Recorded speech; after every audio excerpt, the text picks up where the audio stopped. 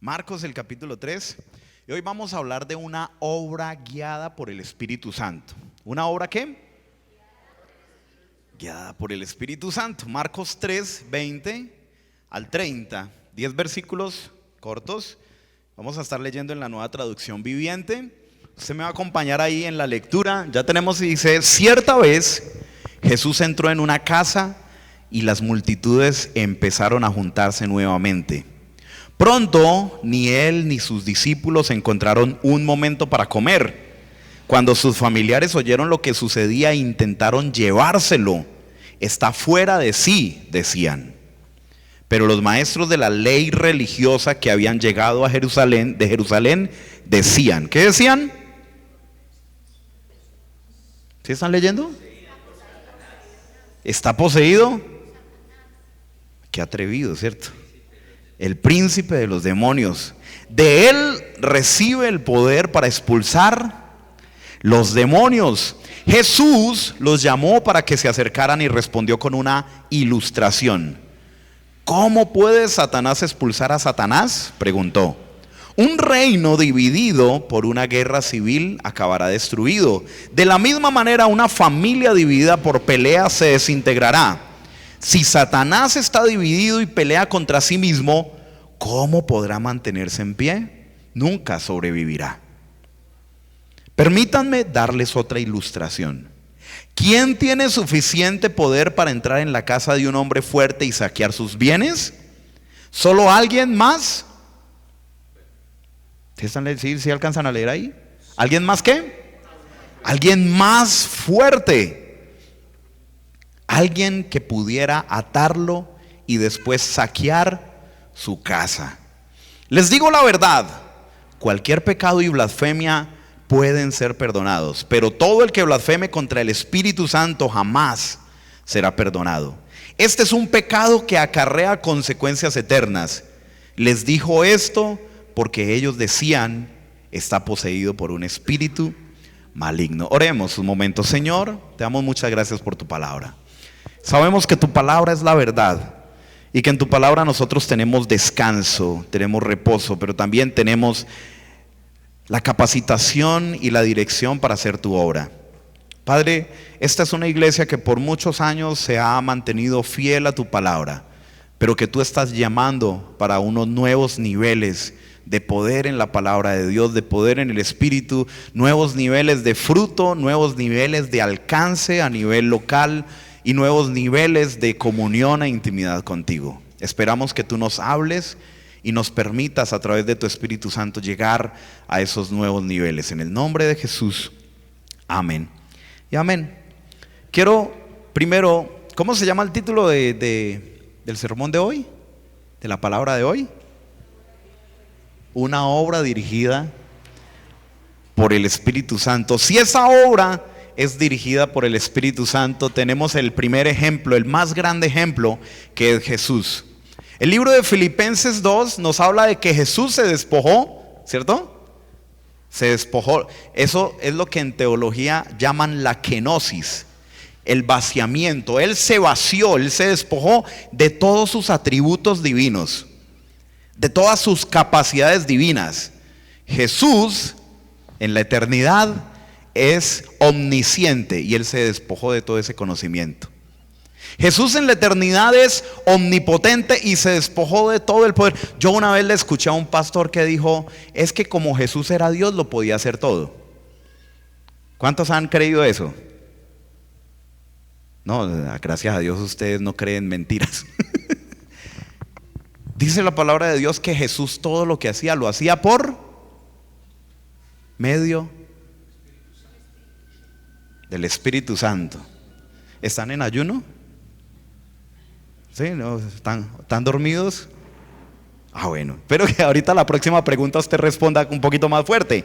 Lo hacía a través del Espíritu Santo. Jesús siempre actuó, bajo el poder del Espíritu Santo, pues él se limitó a sí mismo y decidió no usar sus facultades divinas, porque él fue completamente hombre aquí en la tierra. Por eso usted cuando lee la Biblia y ve a Jesús, él muy de madrugada se va al desierto. ¿A qué? A dormir, a orar. Pero también cuando termina todo su trabajo en la noche se va a orar.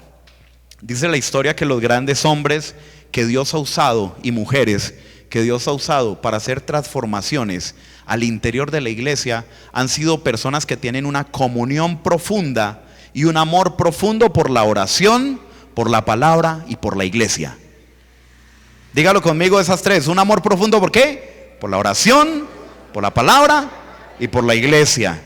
Cuando se hace un estudio, por ejemplo, de Martín Lutero, era un hombre que pasaba horas orando.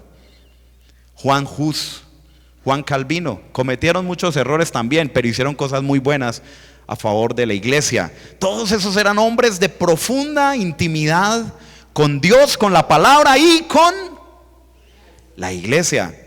Y Jesús fue el mayor de ellos, el mayor ejemplo.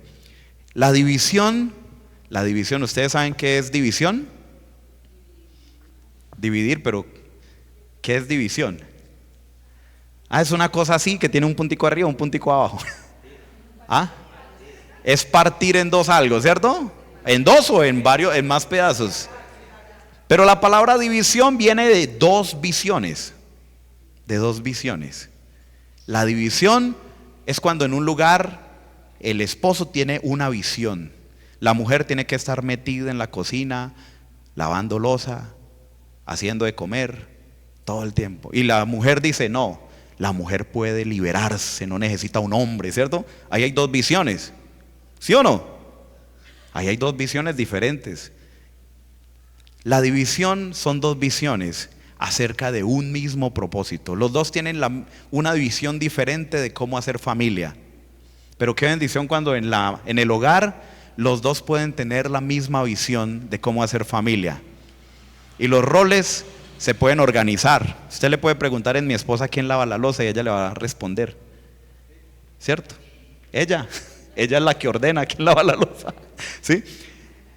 Pero los roles se pueden organizar, ¿cierto? Ahora, yo no quiero venir a decirles a ustedes el rol de la mujer es este o no, eso es una cuestión de su familia. Y vaya y busque la palabra de Dios y busque Proverbios 31. En Proverbios 31 la mujer virtuosa también es una mujer empresaria, es una mujer que tiene trabajadores, ¿cierto? Así que esos roles que a veces la cultura nos ha enseñado, cuando usted va a la Biblia, a veces hay otro tipo de roles. Tenemos una mujer como Débora, tenemos mujeres como Febe, que fue una pastora de 2 iglesias, y tenemos en la Biblia, Dios nos va a dar la visión de cómo es que se debe organizar el hogar. También tenemos que la unidad de la fe requiere de personas humildes, no dogmáticas, pero que estén gobernadas por la verdad. Esa es mi introducción y quiero darle 3 puntos de por qué yo digo estas cosas. El primer punto es que para que una iglesia, la obra, sea dirigida por el Espíritu Santo, necesitamos entender una cosa. Es que necesitamos entender que en este tiempo las personas tienen hambre de escuchar la palabra de Dios y de ver su obra. ¿Ellos quieren escuchar qué? ¿Y qué quieren ver? Sí, pero muchas veces nosotros les predicamos son ideas nuestras y la obra nuestra. Pero la gente tiene hambre en este tiempo. Hay un escritor de un libro, yo no lo he leído, se los digo de una vez, pero escuché una muy buena síntesis y me llamó mucho la atención y me pegó de frente y me rompió varias ideas en mi cabeza. Ese libro dice: las personas ven pornografía porque anhelan a Dios. ¿Cierto? Ya usted dice, ¿cómo así, pastor? O sea que ver pornografía es buscar a Dios. No, escúcheme. Hay personas que ven pornografía porque anhelan a Dios. Y el resumen tiene que ver que es que las personas anhelan ser amados, anhelan sentir felicidad, pero como no tienen a Dios, van a buscar llenar ese vacío con otras cosas. Y una de las maneras que encuentran es a través del pecado. Obviamente sabemos, lo decimos, lo predicamos, que la pornografía es pecado, ¿cierto? Pero cuando usted ve a una persona buscando algo que le llene, buscando algo que le alimente su corazón, es porque tiene hambre en su corazón. ¿Sí me voy a entender? Sí, de pronto no vayan a decir, el pastor nos enseñó que si usted quiere ver a Dios, vaya y vea. No, no, no, no. No, no, no. Escúcheme, todas las personas tienen un vacío con forma de Dios en su corazón y lo andan llenando. Podemos decir lo mismo de ser mujeriego. Muchas personas son mujeriegos porque anhelan a Dios, porque anhelan ser amados y no encuentran amor en una persona y van y lo buscan en otra persona, porque saben en su interior, en su corazón, que fueron creados para ser amados y para amar. Lo que no saben es buscar en quién está ese amor perfecto. Podemos decir lo mismo del trago. Muchas personas van y buscan el trago porque anhelan a Dios, porque saben que el único que trae paz a su corazón es Dios. Podemos decir lo mismo de cualquier pecado. Realmente, muchas veces el pecado es uno buscando llenar algo que hay un vacío en mi corazón, pero lo trato de llenar con algo que no es lo correcto. Y podemos decir lo mismo de la iglesia. Hay personas que buscan la iglesia tratando de llenar su vacío de Dios, pero solo asisten, solo se involucran, pero no se comprometen con Dios, no se comprometen con la iglesia, no se comprometen con ser realmente iglesia, y se quedan solo en ese paso de usar la iglesia para tratar de buscar a Dios y no encuentran a Dios. ¿Es claro ese punto? Todos tienen hambre de Dios. Buscan dónde está Jesús y lo siguen con necesidad. El versículo 20 y 21 a mí me sorprendió algo. Ustedes saben que Jesús vivió en Capernaum un tiempo, y en Marcos Jesús está en Capernaum. Y cuando yo leí este versículo en varias versiones, me sorprendió una cosa, que habían unas versiones que decían, como dice esta versión, versículo 20: cierta vez Jesús entró en una casa. Pero cuando yo miré, habían varias versiones, dentro de ellas unas versiones antiguas. La versión, por ejemplo, yo las tengo por aquí, la versión castellana. ¿Sí? Nos dice, a ver dónde lo tengo, escrito aquí más atrás. La versión de Jerusalén 2001 y otras versiones dicen que Jesús llegó a su casa. Y cuando yo me fui a averiguar, generalmente uno no trata de usar el griego para explicar algo porque se vuelve un poco complejo. Pero cuando usted va y busca en el griego la palabra casa, está usando la palabra, es una palabra que viene del oikos. Y el oikos no es un lugar, no es una casa. El oiko es el hogar, es la relación familiar, es lo que nosotros llamamos hoy en día en español el hogar, ¿cierto? Cuando Jesús llegó, no a una casa, sino cuando Jesús llegó a su casa materna. ¿Y por qué me impresionó esto? Me impresionó porque Jesús, en ese versículo 20 al 21, los familiares de Jesús van y lo buscan y dicen, vamos a llevárnoslo porque está fuera de sí. En otras palabras, está loco. De hecho, una versión dice literalmente, vamos a llevárnoslo y vamos a prenderlo porque Jesús está loco. Entonces a mí me hizo un grande ruido en la cabeza. Yo decía, pero ¿cómo los familiares de Jesús van a pensar que Jesús está loco si está sanando enfermos, está predicando la palabra, está echando fuera demonios? Y hay una razón, hay un pequeño detalle. Dice, pronto ni él ni sus discípulos encontraron un momento, versículo 20, encontraron un momento para comer. Y entonces los familiares dicen, ¿cómo se le ocurre a Jesús que lo vienen persiguiendo las multitudes para que haga milagros? Que vienen por otro lado los escribas para buscar una razón para matarle. ¿Cómo se le ocurre a Jesús venir a la casa de nosotros y traer a toda esa gente?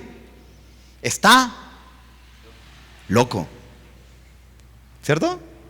De hecho, a Jesús le toca irse y versículos antes les dice a los discípulos, se va al mar, a la orilla del mar, y les dice, ténganme la barca preparada porque hay mucha gente y esto se va a descontrolar. Y sí se descontrolaba. Dicen los versículos anteriores que venía la gente y con solo tocarlo, las enfermedades se iban, todo tipo de virus de ese tiempo. Y dice que los endemoniados caían arrodillados frente a él y le dicen, yo sé que tú eres el Hijo de Dios. Y Jesús los callaba. Entre otras cosas, entendemos que los callaba no porque fuera mentira, sino porque todavía no era el momento de revelarse como el Hijo de Dios.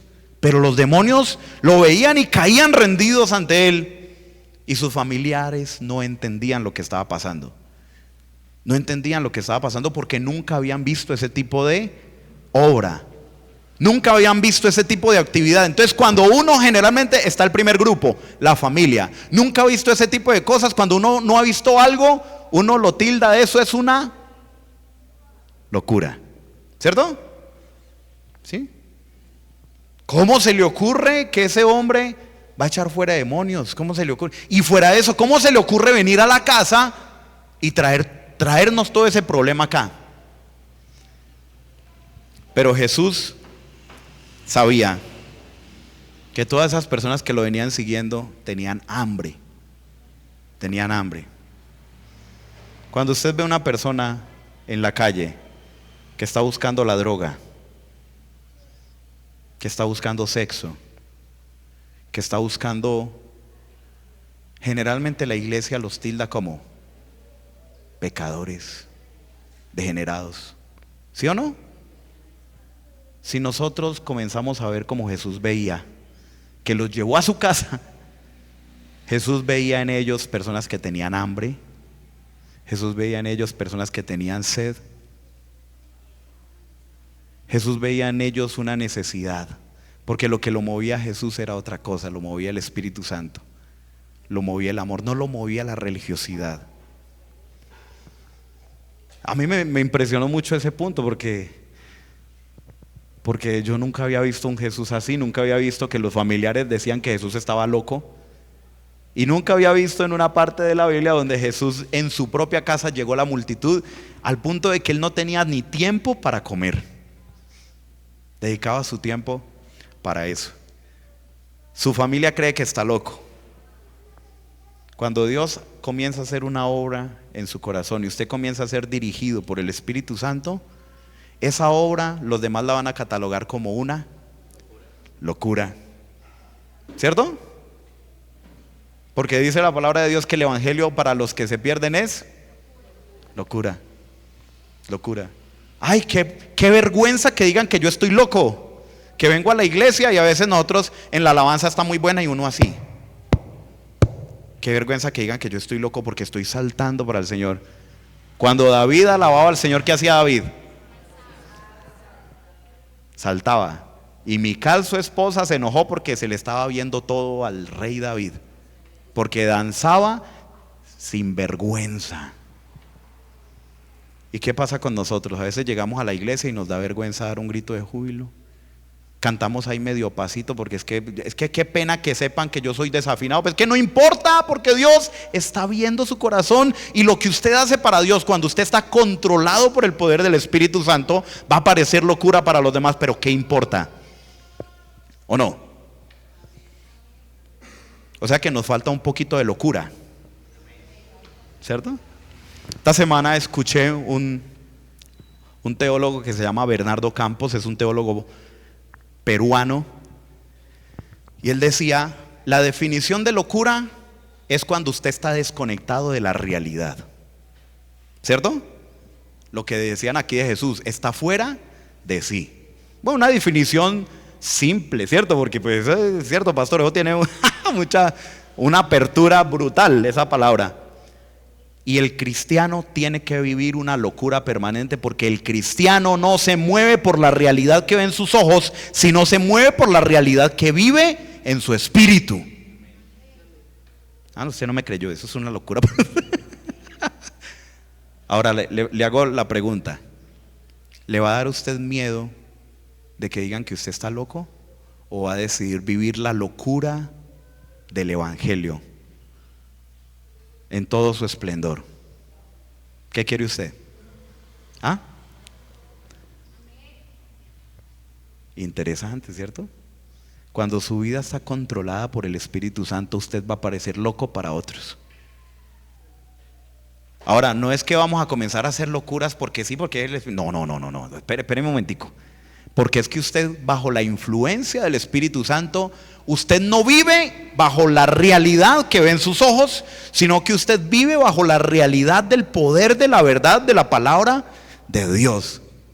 Así que no es comenzar a hacer locuras, es comenzar a hacer lo que la palabra de Dios nos manda hacer. Es que es una locura sacar el diezmo cada mes, como están los impuestos, ¿cierto? Y usted va a decir: ay, pastor, pero es que en el Nuevo Testamento no están los diezmos. Vaya, pregúntele a Jesús qué dice a los fariseos. Hay que hacer la justicia y la misericordia sin dejar de dar el diezmo. Y yo le creo a Jesús. Yo no le voy a creer a otros teólogos o estudiosos o gente que va a decir mentiras. ¿Es una locura dar el diezmo hoy en día o no? ¿Sí o no? Pero cuando yo he entendido que con el diezmo es la manera de reconocer quién es mi Dios. El diezmo no es generosidad, déjeme decirle. El diezmo no es: ay, tan lindo usted que fue tan... No, el diezmo, Dios está diciendo: eso es mío. ¿Por qué? Porque yo le dije a Dios que mi vida era de Él, y Él me deja administrar el 90% y me dice: el diezmo póngalo acá y vea que yo voy a abrir la puerta de los cielos sobre su vida, porque Dios ama al dador alegre. El texto que usó Oscar hoy, uso el diezmo porque Oscar usó un texto muy bonito. Jesús estaba mirando a la gente. Jesús está pendiente de cómo usted usa su dinero, porque la manera como usted usa su dinero determina cómo usted tiene una relación con Dios y con el dinero. Eso es un espacio más amplio que luego vamos a poder hablar, pero eso es locura para la gente.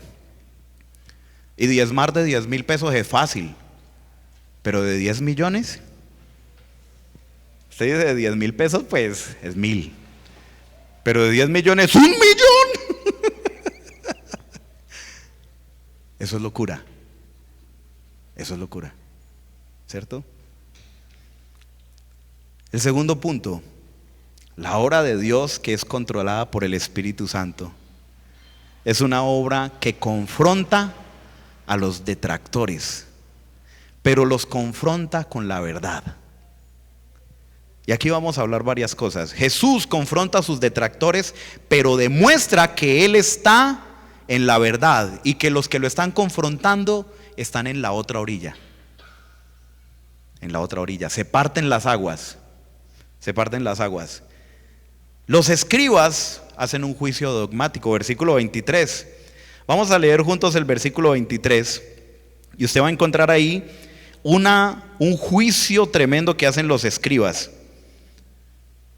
3:23 dice: Jesús los llamó para que se acercaran y respondió con una ilustración. En la Reina Valera dice una parábola. Eso es una parábola, es una ilustración. Alguien dijo: una parábola es cuando Jesús estaba contando una historia y Pedro estaba recochando y Jesús le dice a Pedro: Pedro, parábolas. Entonces, una parábola. Chistes pastorales para que usted se despierte. ¿Cómo puede Satanás expulsar a Satanás? De hecho, en la Reina Valera y en el texto original dice: ¿cómo puede Belcebú, ¿cierto?, expulsar a Belcebú? Preguntó, porque los escribas decían: este está actuando no por Dios, sino por Belcebú. Un reino dividido, versículo 24, por una guerra civil acabará destruida. De la misma manera, una familia dividida por peleas se desintegrará. Si Satanás está dividido y pelea contra sí mismo, ¿cómo podrá mantenerse en pie? Nunca sobrevivirá. Jesús los llama para hablar. Yo les cuento que en mis tiempos de adolescente y joven, cuando yo defendía la verdad, usted sabe que Jesús nos dio un ejemplo muy claro.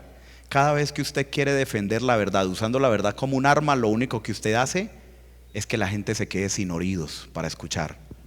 ¿Se acuerda cuando vienen a coger a Jesús y uno de los discípulos, alguno dice que fue Pedro porque era el más impulsivo, saca la espada y ¡pum!, le corta la oreja a Malco? Cada vez que usted usa la verdad como un arma, lo único que usted va a hacer es que la gente ya no escuche. Le corta las orejas para escuchar. ¿Cuántas veces hemos usado la verdad como arma? En mi tiempo yo me metía a esos canales de YouTube y de Facebook donde estaban ateos y comenzaba a usar la verdad como arma. Usted es un ingenuo, un ignorante, usted no sabe nada. Yo les contaba anoche a los líderes que una vez estaba evangelizando a una persona y no quiso hacer la oración de fe y lo mandé para el infierno. El día que esté en el infierno se va a acordar de mí. Cuando usted lee la Biblia dice que Jesús no vino a condenar a nadie, sino que vino a salvarnos a todos, ¿cierto? Y nosotros andamos condenando a la gente. Esa no era la manera que Jesús aplicaba. Jesús se enfrenta a unos escribas que hacen un juicio dogmático. Ese juicio lo hacen en el versículo 22. Pero los maestros de la ley religiosa que habían llegado de Jerusalén decían: está poseído por Satanás, el príncipe de los demonios. De él recibe el poder para expulsar los demonios. Este juicio lo hacen escribas que son dogmáticos.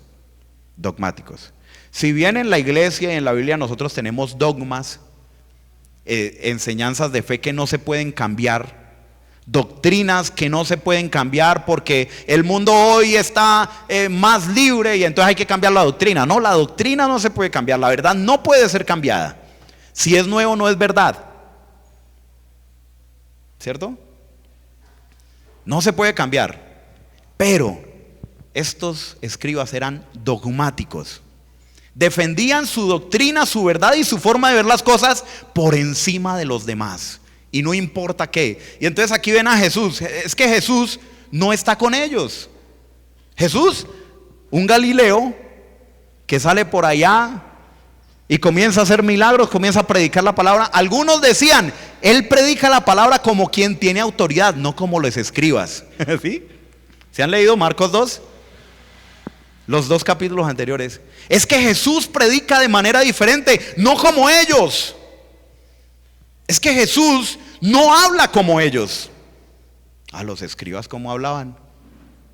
Ellos tenían su manera de hablar, de enseñar. Jesús se iba con los discípulos y comenzaba: miren el campo, miren el trigo, así es el reino de Dios. Miren una moneda. Y entonces Jesús hablaba con parábolas. No hablaba como ellos, no se vestía como ellos, pero tampoco tenía la misma autoridad que ellos. Tenía más autoridad que ellos. ¿Sí? La autoridad de los escribas estaba en su vestido, porque es que ellos se vestían diferente. Estaba en su educación, porque ellos habían pasado por una educación. ¿Sí? Pero la autoridad de Jesús, ¿en dónde estaba? En el Espíritu. ¿Cierto?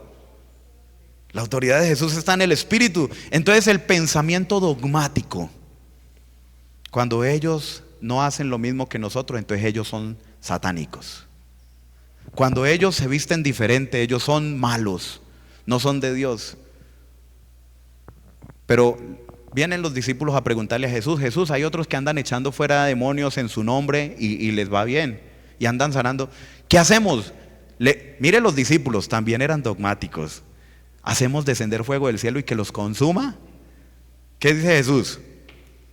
No, esperen un momentico, tranquilos. Porque si ellos no están contra nosotros, están a favor de nosotros. ¿Sí? Déjenlos, que si eso es de Dios, esa obra va a seguir. El espíritu dogmático es: como no son de nuestra rosca, como no son de la alianza, entonces se van a ir al infierno. ¿Cierto? Ese es el espíritu dogmático. Jesús confronta el dogmatismo, pero no lo confronta con violencia. Hay una frase que dice: la violencia engendra más violencia, ¿cierto? Y le preguntan a Jesús y Jesús dice: mi reino no es de este mundo. Mi reino no se impone con la violencia. Quiero contarles algunas cosas de la historia. En la historia de la iglesia tenemos la Santa Inquisición, ¿cierto? Y nosotros los evangélicos sí que recordamos la Santa Inquisición. La Santa Inquisición mató como 4,000 personas. Pero resulta que en cierto tiempo de la historia los reformados y los católicos comenzaron a matar a los anabautistas. Y le cuento que la historia de esa muerte no fueron 4,000, fueron muchos más. Y luego los reformados y los católicos se pusieron a pelear entre ellos, y dice la historia que en esa guerra se murió más o menos 1/3 de la población del antiguo mundo. 1/3. O sea, de 100 millones de personas se murieron 33 millones de personas. Un ejemplo más o menos para que usted se dé cuenta. El pensamiento dogmático trae muerte. Pensamiento dogmático trae esclavitud. Pueden ser, echémosle la culpa a los católicos. No, eran los católicos y los reformados. ¿Quién mató más? Juan Calvino en Ginebra mató hasta uno de los que amamos tanto, Casiodoro de Reina, el traductor de la Reina Valera, estuvo al borde de la muerte a manos de Juan Calvino. Al borde, se salvó. Y Juan Calvino es uno de los reformadores, pero tenían pensamiento dogmático, el mismo pensamiento de los escribas. Jesús confronta el dogmatismo, la religiosidad y el legalismo. No lo confronta y dice, ay, tranquilo, no, los confronta con la verdad. Con la verdad. Versículo 24 y 25, él habla de la parábola de un reino que está dividido. Pero Jesús da a entender que el reino de Dios no está dividido. No está dividido. Y en el versículo 26 habla de que el reino de Satanás tampoco está dividido. De hecho, el reino de Satanás está más unido que el reino de Dios. Lamentablemente. En el mundo hoy, los grandes poderes económicos y poderes detrás de los gobiernos están unidos para influenciar con ideologías, para influenciar con doctrinas de demonios. Yo le llamo doctrinas de demonios a todas esas políticas que usted ya las conoce. Usted ya sabe cuáles son, yo no necesito decírselas. Y ponen millones y millones de dólares en los países para que ese reino avance. Y el reino de la luz ponemos moneditas. George Soros, que es uno de los multimillonarios del mundo, ha metido millones de dólares en Colombia. Eso no es teoría de conspiración. Usted puede ir a buscar y los datos están en internet. De hecho, están públicos. Han puesto millones de dólares para matar niños dentro del vientre, para impulsar doctrinas de demonios que usted ya las conoce. Y nosotros, el reino de Dios, a veces nos duele siquiera dar el diezmo. Nos duele dar ofrenda, pero a mí me da mucha alegría porque ustedes han ido saliendo de eso. Porque la ofrenda que se mandó para las misiones es muy buena. ¡Qué bendición! Yo ahorita miré a mi esposa cuando ustedes mandaron la ofrenda para Siria. Yo dije, a nosotros se nos olvidó, qué vergüenza. Allá en Salento. Yo no sé por qué razón fue que nos olvidó, pues no la enviamos. Ustedes están comenzando a ser un ejemplo en eso, y Dios está tocando el corazón de ustedes. Porque es que el reino de la luz avanza con los recursos de los hijos del reino de la luz. Si usted entiende eso, porque usted está bajo el poder del Espíritu Santo, usted entiende que sus recursos no son suyos, sus recursos son del reino de Dios. Ahora, tampoco son del pastor ni de la iglesia, no, porque usted solo le toca traer los diezmos y las ofrendas al altar, ¿cierto? Y el resto de recursos, ¿qué hace usted con ellos?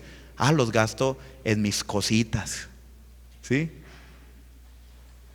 Los gasto en mis necesidades. Pero usted, ¿a quién le entregó su vida? ¿Se la entregó a usted mismo o a Cristo? ¿A quién? ¿Y por qué está invirtiendo todo su dinero en usted? Bueno, eso es algo como chocante, ¿cierto? No, diga, porque es que en la palabra de Dios dice que no gasten su dinero en lo que no es comida, ¿cierto?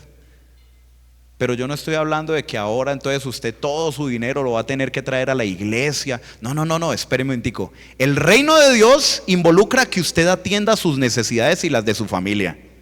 Las atienda bien. ¿Sí? Amén. Que su familia esté bien vestida, que tengan buena comida. ¿Cuántos eran aquí antes tomatragos? ¿No? Todos son santicos. En su vida pasada. ¿Cuánto se tomaba, cierto? ¿Qué día lo hicimos aquí? ¿Fue aquí o en Salento? Hicimos un cálculo. Alguien me dijo: pastor, yo en una sentada a tomar trago me gastaba 100,000 pesos. Y se sentaba 4 veces por semana, 400,000 pesos.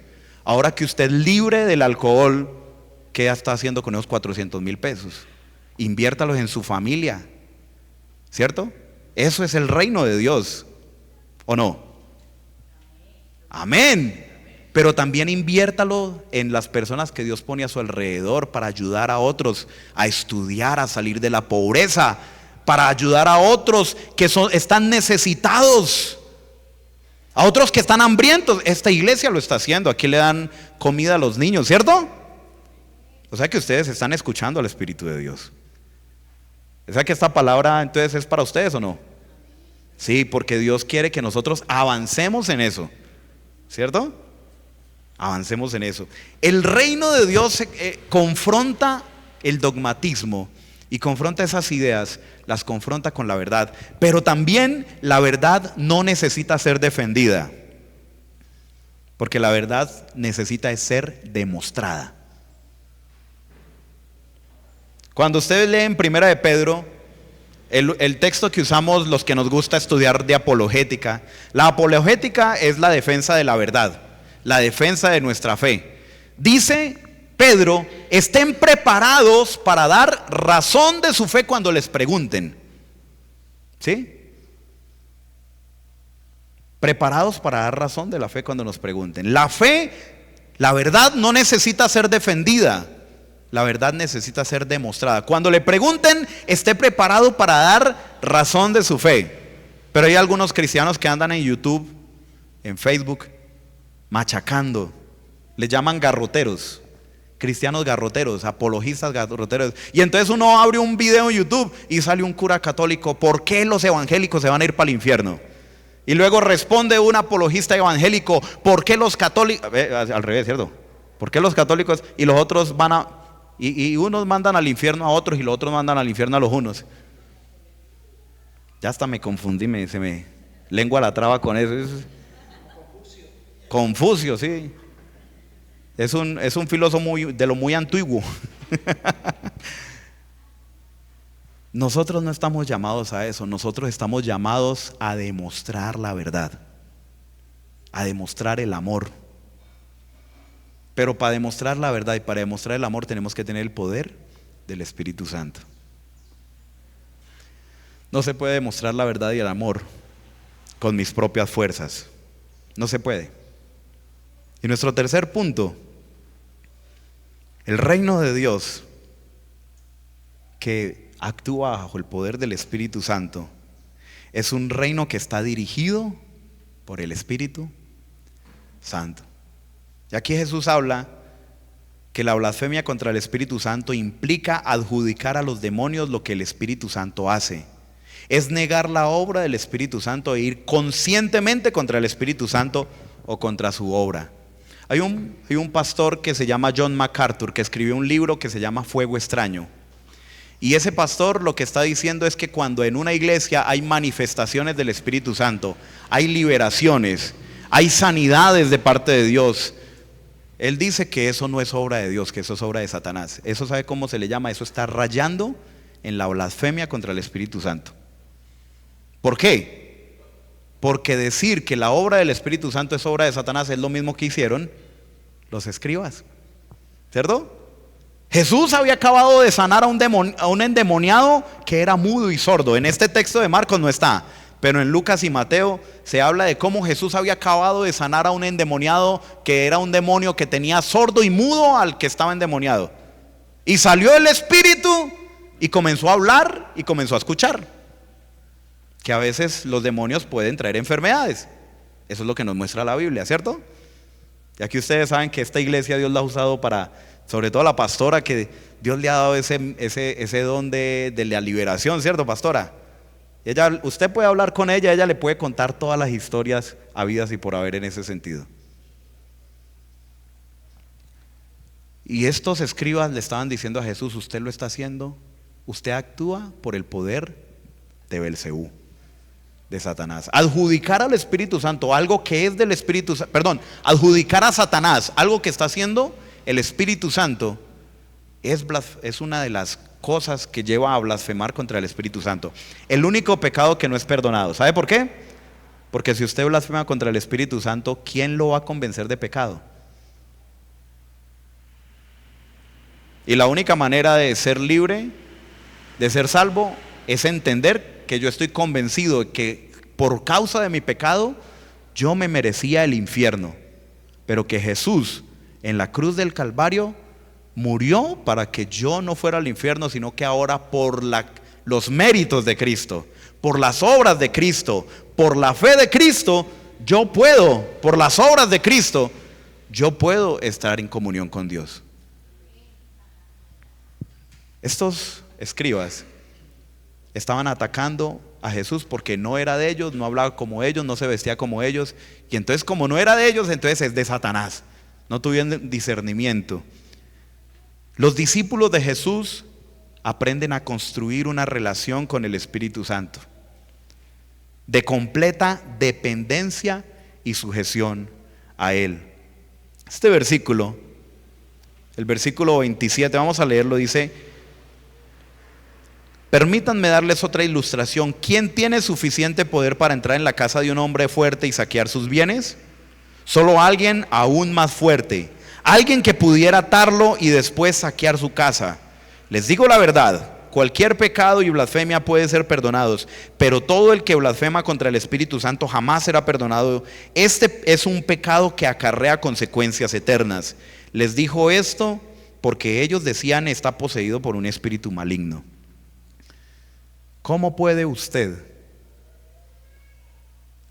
atraer a alguien a Jesús si el hombre fuerte que está actuando dentro de él, si ustedes no tienen una comunión con Dios, cómo vamos a poder atraer a Jesús a nuestros hijos, a nuestra familia, a nuestros vecinos? Porque el hombre fuerte que está actuando en ellos, Satanás, el reino de las tinieblas que está actuando en ellos, parece que es más fuerte a veces. Y nosotros decimos: ay, esa persona yo nunca me la imagino sirviendo a Dios, porque vea, usted viera, ese es un brujo, usted viera, ese es un satánico, usted viera el pecado. Es que usted, pastor, no conoce el pecado de esa persona. Entonces, y la pregunta, entonces, ¿en quién hemos creído? Ah, es que ese es narcotraficante, es que ese es matón, es que... ¿Y entonces en quién hemos creído? O sea, nosotros estamos creyendo que el que está dentro de ellos es más fuerte que el que está dentro de nosotros. Porque a veces la iglesia tiene un sentido de derrota. A mí me gusta estudiar mucho la historia, y hoy estamos viendo y vemos videos, estudiamos cosas de esos poderes mundiales, el nuevo orden mundial, esa gente que está haciendo políticas contra la iglesia y que nos van a perseguir, y nosotros vemos eso y nos mandamos la mano a la cabeza y decimos: ¿ahora qué va a pasar con la iglesia? Nos van a perseguir. Venga, espere un momentico. ¿Y quién es el que habita dentro de usted? ¿No es más poderoso que ellos? ¿Sí? Y entonces, ¿cuál es la actitud de la iglesia frente a esos problemas? ¿Miedo? ¿Huir? Porque el miedo paraliza. Cuando usted tiene miedo, usted se queda quieto. O paraliza o sale corriendo. Una de dos: o huye o se paraliza. Cuando usted, dice el Espíritu de Dios, nosotros no tenemos un espíritu de timidez, de cobardía, de parálisis, de temor, de miedo. Nosotros tenemos un espíritu de poder, amor y dominio propio. Pastor, es que vea esa persona que es un hombre y se viste como mujer. ¿Qué hacemos con él? Qué miedo, porque yo me acerco y de pronto se me pega un espíritu. ¿Sabe? Yo una vez hice una cosa. Yo tenía miedo de eso. Y hablaba con personas que tenían ciertas maneras y yo decía: se me va a pegar algo, ¿qué tal que se enamore de mí? Y un día el Espíritu Santo me llevó por Armenia, en el centro, y yo iba por las peluquerías, y la peluquería que más vi llena de estas personas, allá me metí. Me hicieron masaje, me trataron lo más de lindo, ¿Sabe? Después pude a esas personas, anoche les contaba el testimonio de un amigo que tenía unas tendencias diferentes. Y cómo ese amigo ahora es cristiano porque vio en nosotros el amor de Dios. Porque usted no debe tenerle miedo. Ay, que se me pega un espíritu. Venga, y es que el espíritu que anda dentro de usted, ¿qué es? Si a Jesús cuando se acercaban los endemoniados, ¿qué hacían? Caían rendidos. Y se me va a pegar un espíritu. Entonces, ¿en quién hemos creído que andamos con miedo?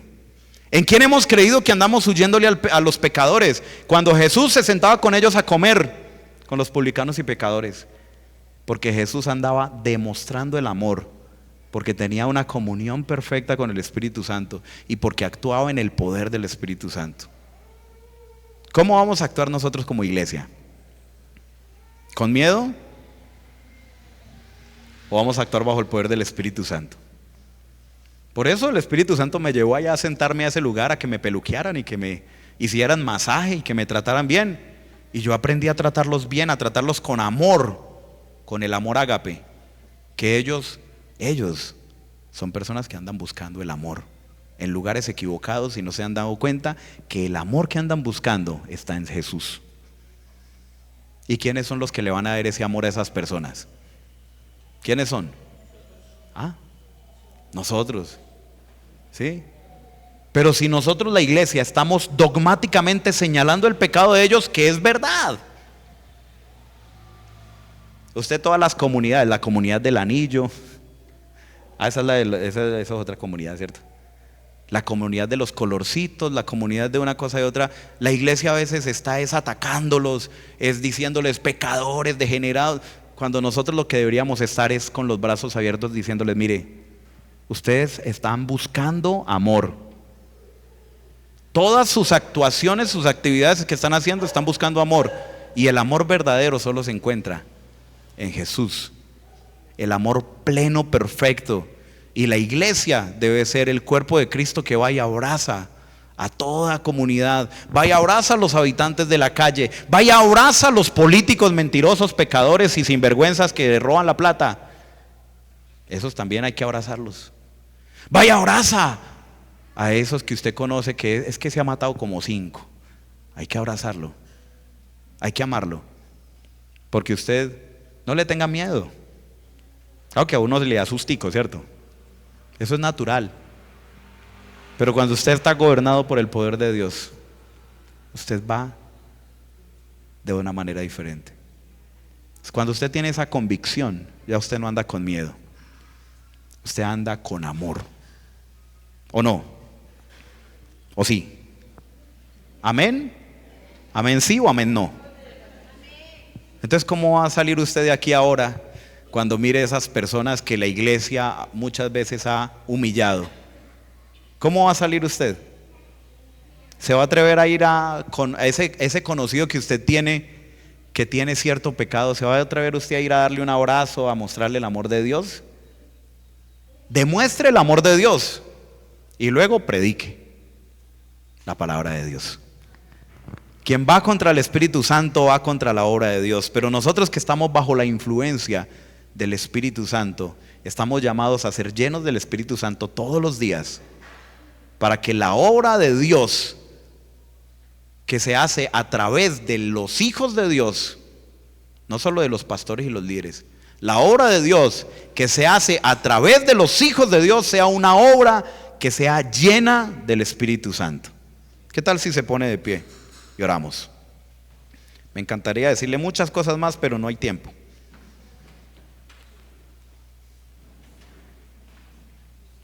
Dice la palabra de Dios, y hoy que vamos a celebrar la Santa Cena, que Dios nos ha llamado a la comunión.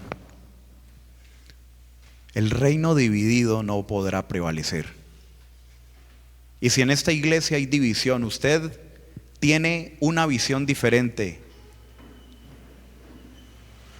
esta iglesia no podrá prevalecer, porque la obra del Espíritu Santo es una obra que trae unidad. La oración de Jesús es: Padre, que ellos sean uno, así como tú y yo somos uno. Yo le voy a invitar a que usted le responda a Dios, le diga: Señor, yo quiero unirme a la visión que tú tienes para esta iglesia. Padre, yo quiero unirme a la visión que tú has plantado en esta iglesia. No quiero tener mi propia visión. No quiero tener mi propio ideal de iglesia, sino el ideal tuyo de iglesia, Señor. Yo quiero venir delante de ti a rendirme a tus pies, a rendirme a tu altar, Señor Jesús. Y si usted puede poner su corazón delante de Dios, le puede decir: Señor, necesito del poder de tu Espíritu Santo. Necesito del poder de tu presencia en mi vida, para que la obra que yo estoy haciendo y la obra en la que estoy uniéndome sea una obra dirigida por el Espíritu Santo.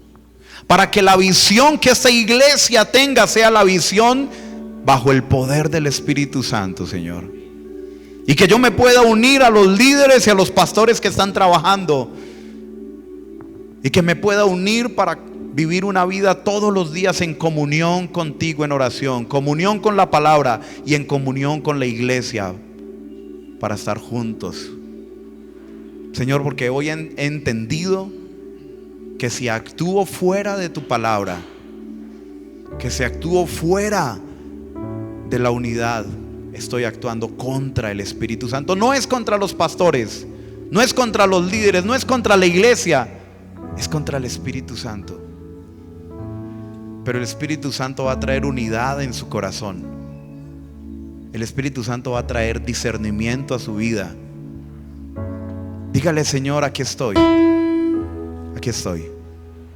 Aquí está mi corazón. Aquí está mi vida, Padre. Yo quiero actuar bajo tu poder. Yo quiero ser dirigido, Señor, bajo tu presencia. Padre, que toda mi vida, que todo mi ser, que todo mi tiempo, que todos mis recursos, mis habilidades, mis capacidades, tú sabes que están a tu servicio, Señor. Tú sabes que están a tu servicio. Tú sabes que están debajo de tu presencia, Señor, para que tu obra, para que el reino de Dios crezca en Tebaida, para que el reino de Dios crezca en mi familia. Es más, voy a invitarle que usted traiga a su familia delante de Dios. Preséntelos a Dios ahí, uno por uno. Aquellos que todavía no están bajo el dominio del reino de Dios, aquellos que todavía no están bajo la cobertura de Dios, preséntelos ahí delante de Dios. Señor, tu palabra dice que cómo vamos a dominar una casa si el hombre fuerte que domina esa casa no está atado. Y dígale: Señor, yo sé que yo voy bajo el poder del Espíritu Santo. Yo sé que tú, Señor, me has dado el poder del Espíritu Santo. Hoy, Señor, me pongo bajo tu autoridad. Hoy me pongo bajo la cobertura de tu Espíritu Santo. Quiero, Señor, que la obra que tú haces a través de mí, en mi familia, en esa lista de personas que yo tengo ahí para consolidar, para evangelizar, para contactar, que esas personas seas tú, Espíritu Santo, el que vayas delante de mí trabajando. Yo quiero unirme a la obra que tú estás haciendo en mi familia. Yo quiero unirme a la obra que tú estás haciendo en mi hogar. Póngale ahí, si usted es casado, póngale ahí delante de Dios la visión que usted tiene en su hogar, la visión que Dios le ha dado para su hogar. Y si no tiene una visión clara para su hogar, porque su esposo o su esposa tiene otra visión y usted es diferente, pídale a Dios: Señor, yo quiero que tú traigas una visión para mi hogar, para mi familia, que mi esposa y yo estemos en comunión, en unidad, para los dos trabajar hacia un mismo propósito. Y si usted es hijo o hija, dígale: Señor, dame la capacidad de unirme a la visión que tú le diste a mis padres. Y si sus padres no son cristianos, no tienen una comunión con Dios, dígale: Señor, dame el poder, lléname de tu Espíritu Santo, para que yo pueda darles testimonio a ellos A pesar de que al comienzo ellos crean que es locura, ellos tienen hambre de ti, Señor. Ellos tienen hambre de ti porque están buscándote. Están buscando lo que necesitan, ese vacío que hay en su corazón, que solo se llena con Dios. Lo están buscando en la droga, en las mujeres, en el sexo, en el alcohol, en el juego, en los amigos. Están tratando de llenar ese vacío, Señor. Eso muestra que ellos tienen hambre de ti, Señor. Pero yo necesito estar gobernado por el poder de tu Espíritu Santo para poderles llevar claridad de tu llamado, para poder hablarles al corazón con palabras que no son para condenarlos, sino que son para liberarlos, para sanarlos, para restaurarlos. Hoy, Espíritu de Dios, tú has hecho una obra en esta iglesia a través de los años. Tu palabra dice que el que comenzó la buena obra la perfeccionará. Y tú estás perfeccionando tu obra. Tu palabra dice en Juan 15 que el que da fruto tú lo podas, trabajas en él para que dé aún más fruto. Pero el que no da fruto tú lo cortas. Señor, esta iglesia ha dado fruto. Durante años ha ido dando fruto de tu palabra, Señor. Y tú estás actuando en esta iglesia, trayendo la poda, que duele a veces, que es difícil, Señor, pero es porque tú estás llamando a esta iglesia a dar más fruto en Cristo.